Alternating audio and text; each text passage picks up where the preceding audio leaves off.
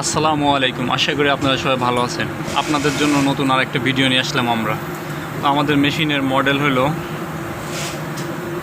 LH-896, মেশিনের brand হলো Juki. তো আপনাদের মূলত সমস্যাটা কি এই জিনিসটা দেখায়, আপনারা ফলো করেন একটু।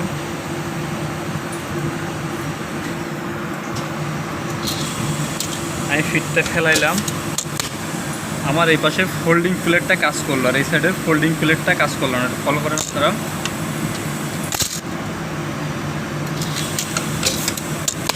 দেখেন এই পাশেটা কাজ করলো, এই পাশেটা কাজ করলো না। আমার এই ফোল্ডিং প্লেট যদি কাজ না করে, সেই ক্ষেত্রে আমি যদি ডাবল বনের কাজ করি, তা ডাবল বন মাথা মোটা হয়ে যাবে, এক মাথা চিকুন হয়ে যাবে। এগুলোর সমস্যা আমরা সমাধান করতে পারবো না যদি এই ফোল্ডিং প্লেট কাজ না করে। তো আমার ফোল্ডিং যে সিলিন্ডারটা, আমার যে ফোল্ডিং সিলিন্ডারটা ভালো আছে।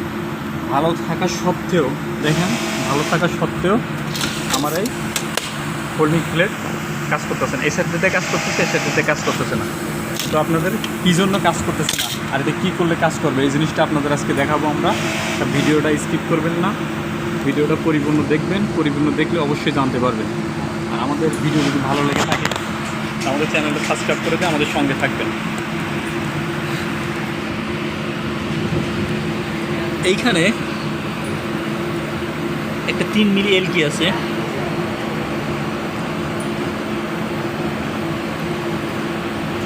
এই 3 মিলি এলকি দিয়ে একটা বুশ আছে, বুশটার লুজ দিবেন। লুজ দেওয়ার পরে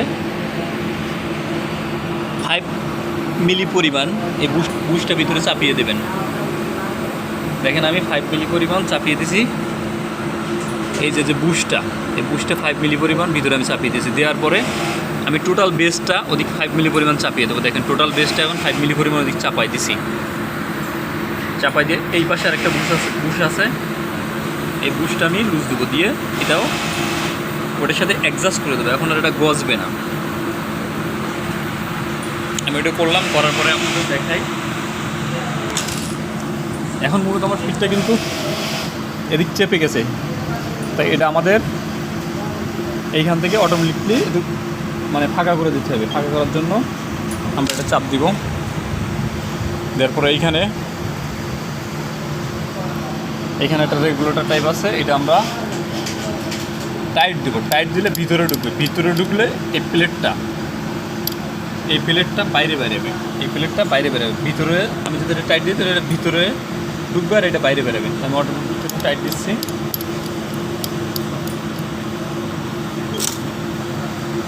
টাইট দেওয়ার পরে আপনাদের একটু দেখাই।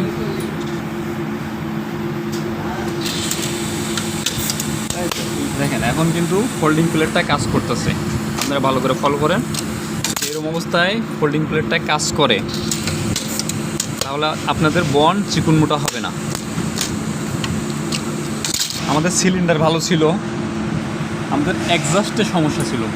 তা আমরা যদি কখনো এরকম সমস্যায় পড়ি যে আমাদের ফোল্ডিং প্লেট ঠিক মতন কাজ করতেছে না, তো আমরা এই একজস্টটা দেখবো। একজস্টটা দেখলে আমরা ফোল্ডিং প্লেটে কাজ করাতে পারবো। তো আমাদের ভিডিও যদি আপনাদের ভালো লেগে থাকে তো আমাদের চ্যানেল সাবস্ক্রাইব করে দিয়ে আমাদের সঙ্গে থাকুন।